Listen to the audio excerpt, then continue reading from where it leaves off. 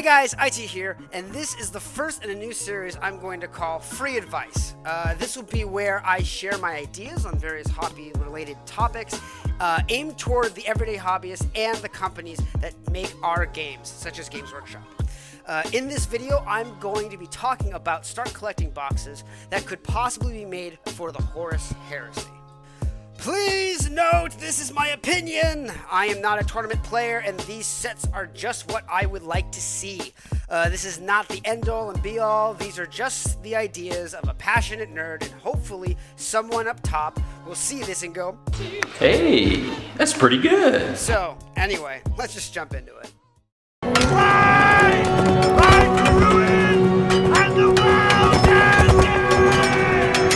For those who don't know, the Horus Heresy is a tabletop wargame run by Forgeworld that takes place 10,000 years before the events of 40k. The lore on it is vast. I mean, there are something like 50 plus novels and tons of short stories if you really want to get into it. I highly recommend it. A lot of them are really good. Some of them are turds though, be careful. For today though, the only thing you need to know is that there are 9 traitor Space Marine Legions, 9 loyalist Space Marine Legions, and Magnus did nothing wrong. All joking aside, the game is solid, but it is rather expensive. I mean, almost everything you're going to buy is going to be resin. Everything from your elites to your HQs to your vehicles. God, your vehicles. I mean, I could go on, but it's super expensive. And so what's really important with a game like this, if it's going to survive, is that you need to have a cheap and easy way to get started at a minimum. These products did used to exist in the form of the Burning of Prospero box and the Betrayal at Calth box, but they were taken off the site in 2018, if my memory serves. The boxes were good, you got a reasonable value for money, but they did have some problems. So what I want to do today is I want to go through, point out the problems that were in these sets, address them, and then propose a solution that hopefully GW will somehow find and implement. So, first things first, let's talk value. The Betrayal at Calth box and Burning of Prospero box each came with 3 10-man tack squads in Mark IV and Mark III respectively. They came with 2 characters and 1 5-man squad of Terminators. The Betrayal at Calth had a plastic Contemptor Dreadnought, and the Prospero box came with a squad of Custodies and a squad of Sister of Silence. The Betrayal at Calth box set, if you just take the individual kits that make up that box set, is valued at $325, and for Prospero, it's valued at $369. Both boxes retail were $150. Yeah, pretty sweet, right? Out of the 2, the Calth box was far superior because the characters in the box you could paint as any legion.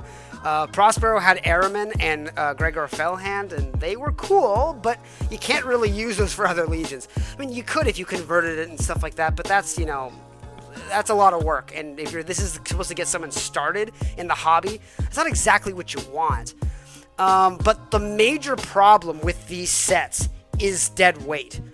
In the Calth box, you got a lot less dead weight. The only thing you really had that you couldn't really use, I mean, you could use it, but it wouldn't be any fun to use, is the Contemptor Dreadnought. You had a plastic Contemptor Dreadnought.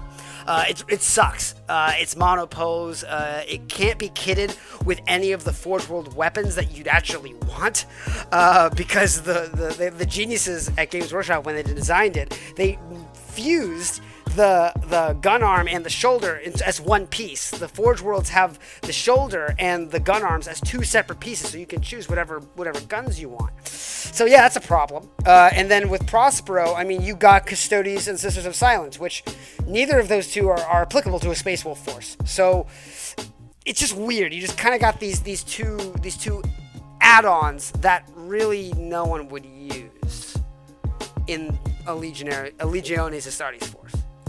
In summation, the major problem with the product is really dead weight. Though you are saving upwards of $150, you are really only getting between $210 and $260 out of the box, which means your actual savings are really around $60 to $110, depending on which set you get.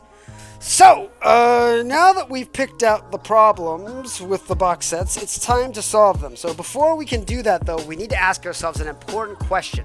What do we want these products to do? good products should ideally check multiple boxes for the company. It's simply good business. So what do we want this product to do? Well, 1, it should give new customers a usable force in the heresy that they can build upon. So this needs to be something that people, when they buy it, they're excited about the army and that they can really use and get off the ground and just start playing games just with this set. Okay, maybe it won't be, a crazy elaborate game, but it should be enough to where the game to where they can pick up a game with their friends and go play, right? Number 2, it should give veteran players a cost-effective way to start a new army. This is huge. One of the reasons that made, Prospero and Calth so popular is that you could get this box set and you could easily start another army. Even if you weren't building Ultramarines, Word Bearers, Thousand Sons, or Space Wolves, it didn't matter. You could take those troops and use them in any legion. So yeah, you have a little bit of dead weight, but who doesn't want more models you can put as in your display basing if you really want to, right?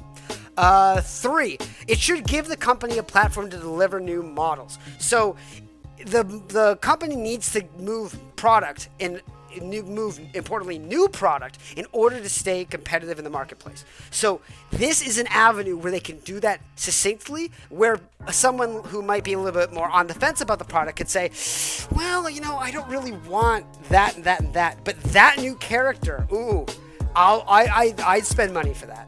So that's something that should do, and that's something that 40K does very, very well. I mean, the success of Indominus and the Sisters of Battle box set, I think, really speak for themselves. I mean, those things sold out in like 10 minutes.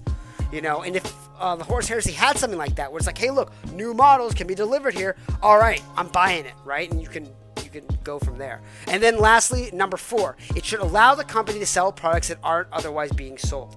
Now, this is very important for the Heresy. Again, like I said earlier, this is a very expensive medium. So models, even though, yeah, they're expensive, but they don't sell exactly for that reason. I think a lot of people who, maybe they're only 40K focused, or maybe they are Forgeworld focused, but they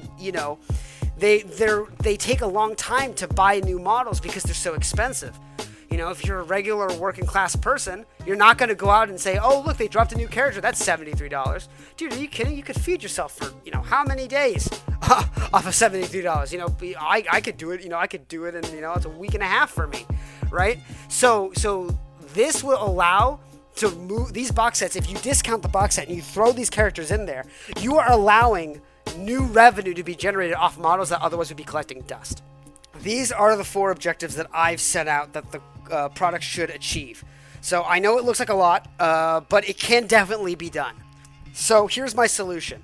There's 2 different types of boxes that I think would totally achieve these goals. The first is a faction-specific start collecting set, and the second is a campaign box. First up, I'm going to tackle the faction-specific box sets. Now, this box set comes with the following products, okay? For the sake of the example, I've used the Emperor's Children. They were just the art that I found first. Also, I do like the Emperor's Children. Right, but this is what it comes with, okay? Comes with 3 tack squads, 2 Praetors, 1 transfer seat, 1 set of Legion-specific heads, 1 set of Legion-specific shoulder pads, and 1 set of Legion-specific dice. So all of this stuff here, you see, it has a value of $259, but it will be yours for $125. So I'm not gonna lie, I really like this product. When I first wrote this down, I'm like, yo, dude, I'm sick. I might be feeling myself a little bit too much on it, but I really think it's cool. But let's see how it stacks up with our objectives, okay? So, point number 1, does it give new players a useful force in the Heresy that they could build upon? Yes, absolutely. So in the set, right, you have your 2 HQ choices, and then you have 30 Tactical Marines. So even if nothing else was in the set, you could pick up what you have in this box set and go from there. So number 1 is a check. Number 2, does it give veteran players a cost-effective way to start a new army? Yes, completely does. There's really not more to add to that. 3, does it give the company a new platform to release models? Maybe. So you could put a new model, like a new HQ model, in this box in place of the 2 Praetors. I wouldn't recommend it. It could be done, but you usually want to save that for the campaign boxes that I'm going to suggest later. And then number 4, does it allow the company to sell products that otherwise wouldn't be sold? Absolutely. So what products am I talking about? Well, the first is actually the Praetors. So now the Praetors are coming out. If you've seen, have been keeping up with Forgeworld, you're going to be seeing that a lot of legions are getting like legion-specific Praetors. So if you are a Blood Angel player, you have a lovely Praetor in Tartarus armor and a lovely Praetor in regular power armor. Why would you get these two other plain Praetors? Maybe if you wanted to convert something, but by and large, people want like their Praetors be tricked out, you know, and stuff like that. So this allows that product to be rotated. Also, it allows Forgeworld to rotate things that probably will not be super popular, like the dice. I'm sorry, $30. That's how much they cost. The $30 for 19 dice.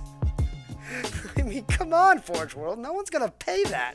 I mean, yeah, you're going to get your fanboys who buy it, but then what are you going to do with them after that? No one's going to buy that. You know, transfer sheets too.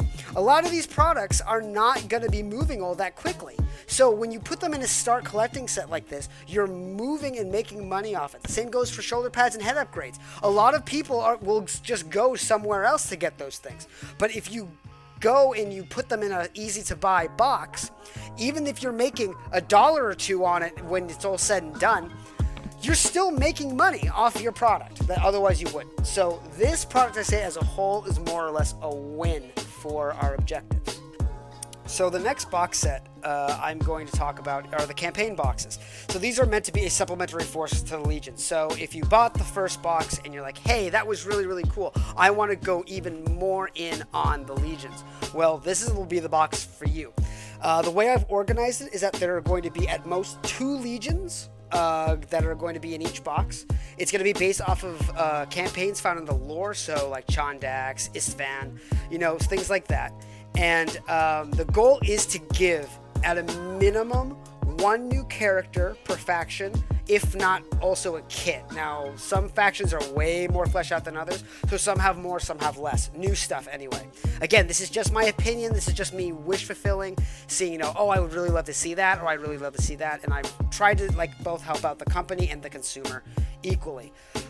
So again, I apologize if you are a non-Space Marine player.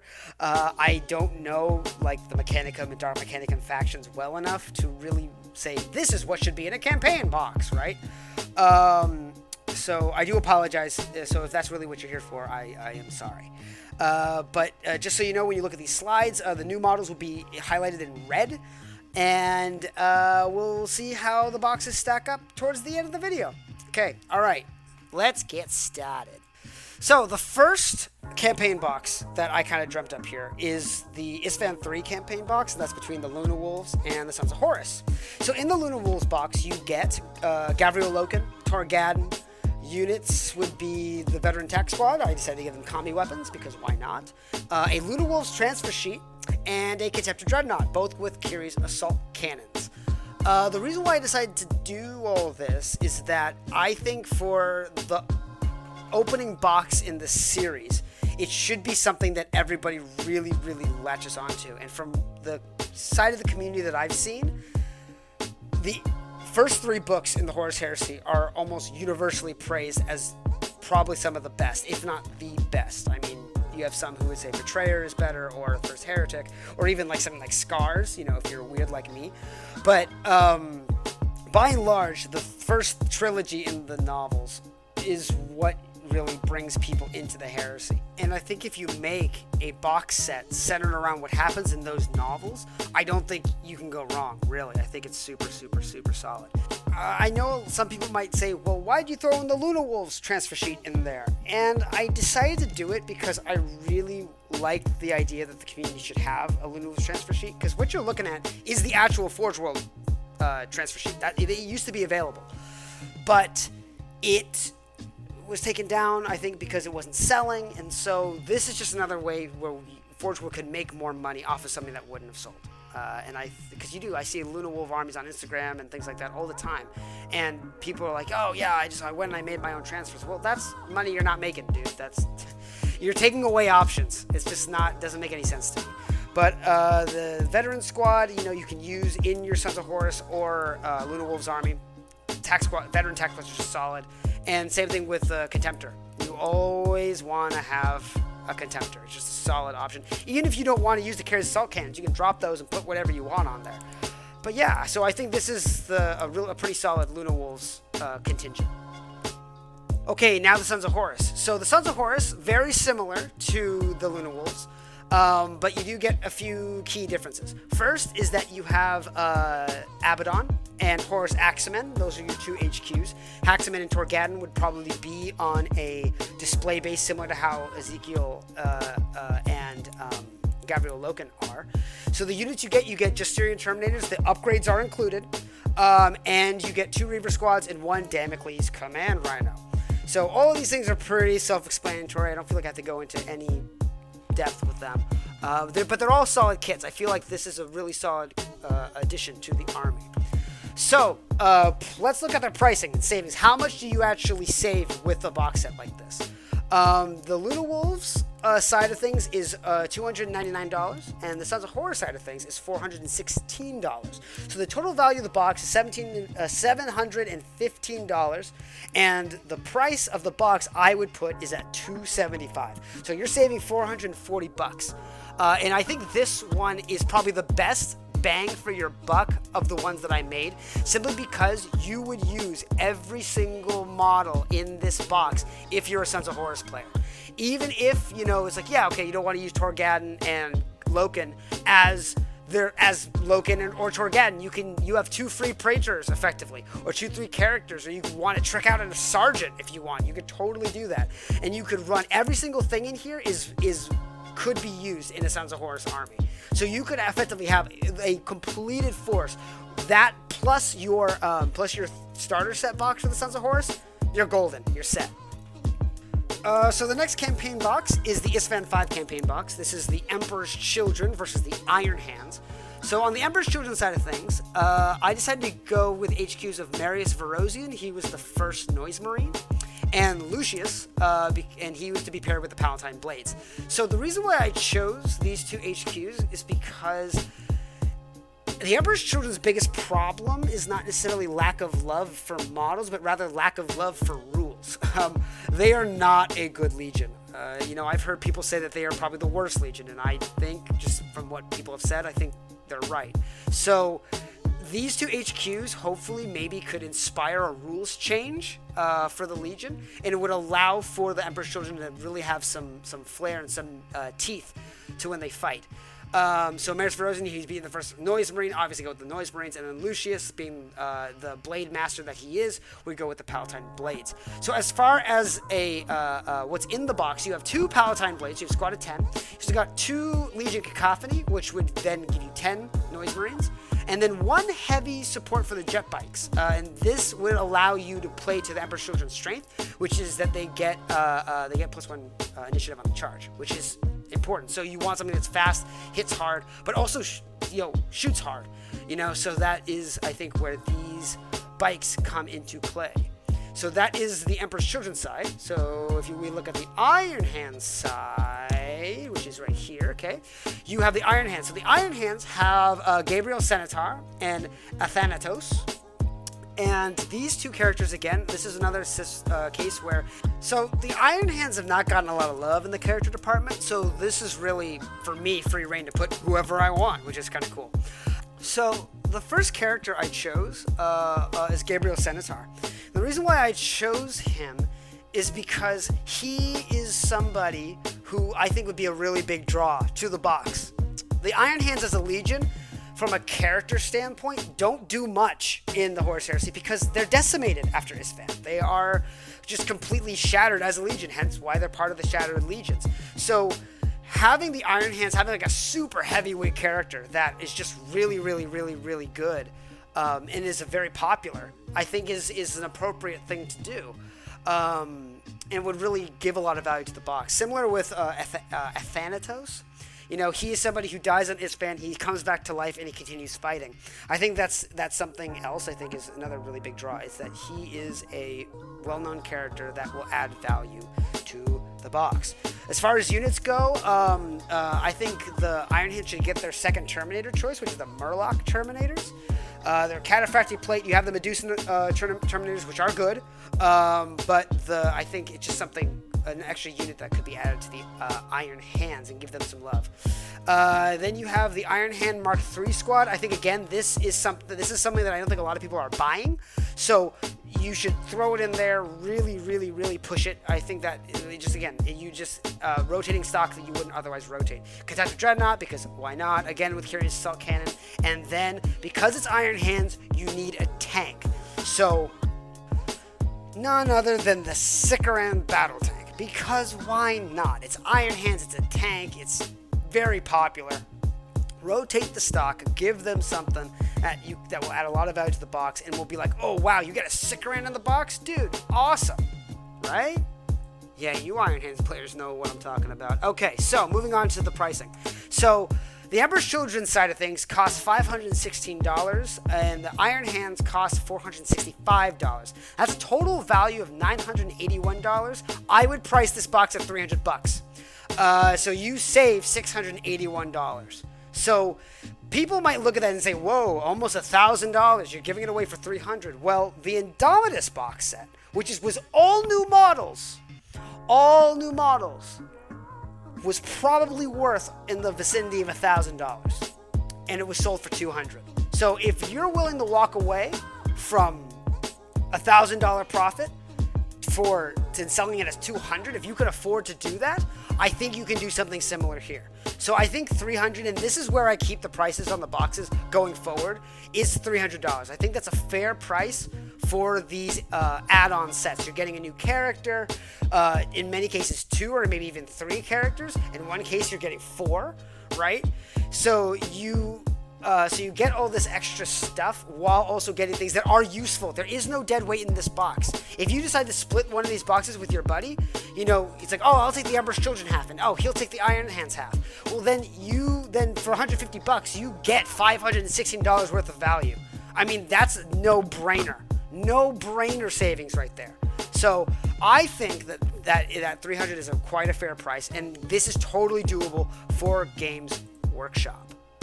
Hey, so I still have a few more boxes to go through, but I'm looking at my recorder right now, and I've been talking for 22 minutes. So I think I'm going to, for your sanity and for mine, we're going to break it up into a multi-part series here. So the second part should come out soon, and if there's a part 3, I mean, that'd be kind of wild. Your first debut on YouTube, you got 3 parts. Awesome. So thanks so much for listening for this long. I know that the audio is a little I currently don't have a lot of good kit.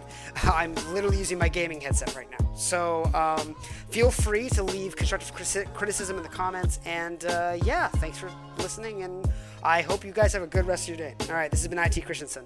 Catch you later.